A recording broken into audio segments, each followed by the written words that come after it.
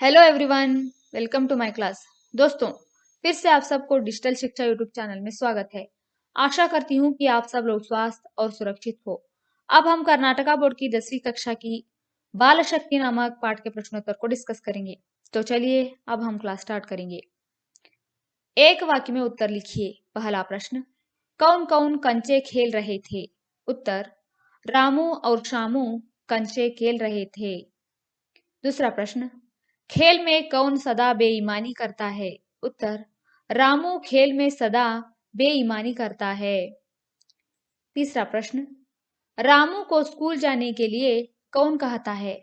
उत्तर, रामू को स्कूल चलने के लिए मोहन कहता है। चौथा प्रश्न, रामू ने किस विषय का गृह कार्य नहीं किया था? उत्तर, रामू ने गणित का गृह कार्य नहीं किया था। पांचवा प्रश्न, हमें किस उम्र में अच्छी आदतें डालनी है? उत्तर, हमें 12 वर्ष की उम्र में अच्छी आदतें डालनी है। छठवां प्रश्न, रामू को ठोली में लाने की जिम्मेदारी किसने ली? उत्तर, रामू को ठोली में लाने की जिम्मेदारी संजय ने ली। सातवां प्रश्न, टोली का मुखिया कौन बना? उत्तर, ठोली का मुखिया मोहन बना। आठवां प्रश्न, बच्चों की तारीफ किसने की? उत्तर, बच्चों की तारीफ कलेक्टर ने की। दोस्तों, अब आपको 2-3 वाक्यों में उत्तर लिखना है। पहला प्रश्न, रामू में कौन कौन सी बुरी आदतें थी? उत्तर, रामू बात बात में झूठ बोलता है, गृह कार्य नहीं करता है, स्कूल से छुट्टी ले लेने की बुरी आदत थी। दूसरा प्रश्न, गांव की सफाई के लिए बालक क्या काम करते हैं? अथवा बाल शक्ति ठोली ने गांव की सफाई के लिए क्या क्या काम किया? उत्तर, बाल शक्ति टोली ने गांव के गड्ढों को मिट्टी से भरा, गांव का कूड़ा डालने के लिए निश्चित जगह बनाकर सबको वहीं कूड़ा डालने को कहा, गांव को हरा भरा रखने के लिए चारों तरफ पेड़ पौधे लगाए। तीसरा प्रश्न, गांव को आदर्श गांव कैसे बनाया जा सकता है? उत्तर, गांव की नियमित साफ सफाई करके गंदगी को दूर करना चाहिए, गांव को हरा भरा रखना चाहिए, गांव का कूड़ा एक निश्चित जगह पर डालना चाहिए, स्वच्छता के प्रति लोगों को जागरूक बनाना चाहिए। इस तरह गांव को आदर्श गांव बना सकते हैं। चौथा प्रश्न, कलेक्टर साहब ने बच्चों की बड़ाई में क्या कहा? अथवा कलेक्टर साहब ने बाल शक्ति की प्रशंसा क्यों की? अथवा जिले के कलेक्टर में गांव वालों से क्या कहा? उत्तर, गांव को साफ सुथरा देखकर प्रसन्नता व्यक्त करते हुए कलेक्टर कहते हैं कि बच्चों ने गांव को नया जीवन दिया है, सब ने मिलकर गांव को स्वच्छ वातावरण दिया है, बाल शक्ति के कारण गांव आदर्श गांव बन गया है। पांचवा प्रश्न, 5,000 रुपए मिलने पर मोहन क्या सोचता है? उत्तर, अपने गांव को साफ सुथरा करके एक आदर्श गांव बनाने के लिए बाल शक्ति टोली को सरकार की तरफ से 5,000 रुपए मिलते हैं। रुपयों का लिफाफा स्वीकार करते हुए मोहन सोचता है कि ये रुपये प्रधान अध्यापक जी को देंगे ताकि स्कूल के पुस्तकालय में गरीब बच्चों के लिए पुस्तकों का प्रबंध कर सकें। दोस्तों, यहाँ पर मिलान करना है। मिलान यानी मैच द फॉलोइंग। पहला प्रश्न, बेईमानी करने वाला, इसका उत्तर है ई यानी रामू। दूसरा प्रश्न, टोली का नाम, इसका उत्तर है उ यानी बाल शक्ति। तीसरा प्रश्न, इनाम के रुपये, इसका उत्तर है आ यानी 5,000। चौथा प्रश्न, टोली का मुखिया, इसका उत्तर है अ यानी मोहन। पांचवा प्रश्न, ये गांव के सपूत हैं, इसका उत्तर है ई यानी बुजुर्ग। दोस्तों, खाली जगह भरना है यानी फिल इन द ब्लैंक्स। पहला प्रश्न, रामू और शामू, इसका उत्तर है कंचे कंचे खेल रहे थे। दूसरा प्रश्न, गणित की कॉपी पर घर पर भूल आया हूं। गणित की कॉपी घर पर भूल आया हूं। तीसरा प्रश्न, अभी से अच्छी आदतें डालनी चाहिए। इसका उत्तर है आदतें। चौथा प्रश्न, रामू की गंदी आदतें छुड़वाएंगे, यानी इसका उत्तर है रामू। पांचवा प्रश्न, रोज एक घंटा गांव की, इसका उत्तर है सफाई, सफाई में लगाएंगे।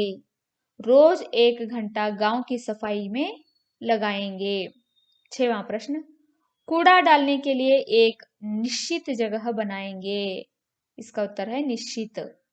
सातवां प्रश्न, आपका गांव एक आदर्श गांव बन गया है। इसका उत्तर आदर्श।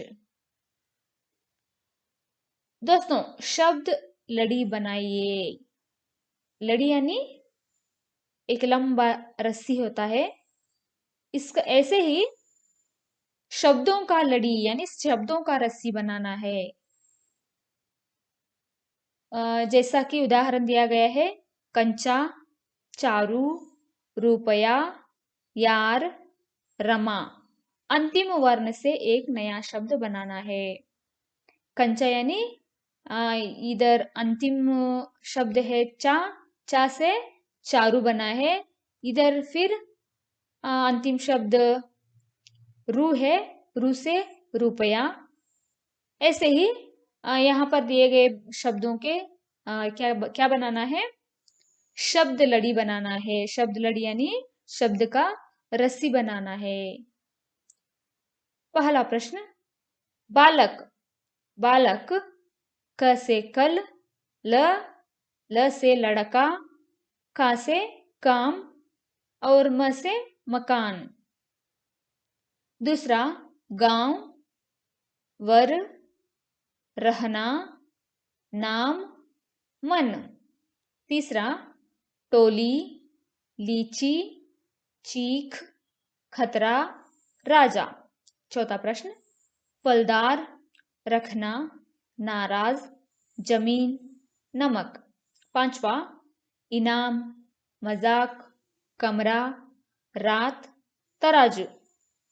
दोस्तों, विलोम शब्द लिखना है। विलोम शब्द यानी ऑपोजिट वर्ड्स को लिखना है। जैसा यहाँ पर उदाहरण है, अपना, इसका ऑपोजिट वर्ड यानी विलोम शब्द पराया होता है। वैसे ही यहाँ पर नीचे कुछ शब्दों को दिया गया है। इन शब्दों की ऑपोजिट वर्ड्स को यानी विलोम शब्द को लिखना है। पहला शब्द रात, इसका विलोम शब्द है दिन। आदि, अंत। आयात, निर्यात। आय, व्यय। उल्टा, सीधा। हानि, लाभ। तोड़, जोड़। थोड़ा, बहुत। उतार, चढ़ाव। दोस्तों, बेईमानी, ईमानी का विलोम शब्द है। ईमानी शब्द से पहले बे प्रत्यय जोड़ने से यह शब्द बना है। इसी तरह अप, अन, कु, बद उपसर्गों को, उपसर्ग यानी प्रत्यय, प्रत्यय को जोड़कर 5-5 शब्द बनाना चाहिए। देखिए, अप यानी अप नामक प्रत्यय है, यहां से अपमान, अपमान शब्द बनता है। अपवाद शब्द बनता है। अपंग, अपहरण, अपराध। वैसे ही अन, अनपढ़, अनजान, अनसुना, अनगिनत, अनबन। कु, कुमार्ग, कुरूप, कुकर्म, कुचेष्टा, कुपुत्र। बद, बदनसीब, बददुआ, ब्रह्माश, बदनाम, बदबू। बदमाश, सॉरी, यह वर्ड बदमाश है। बद यानी बदनसीब, बददुआ, बदमाश, बदनाम, बदबू। दोस्तों, न को अंतिम अक्षर के रूप में प्रयोग कर शब्द रचना है।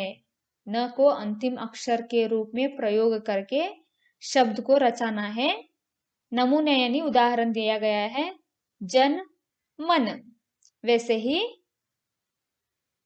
धन, पान, तन, वन, चुन, आन, धान, कान, जन, खून, ऊन यानी न को अंतिम अक्षर के रूप में प्रयोग करना है।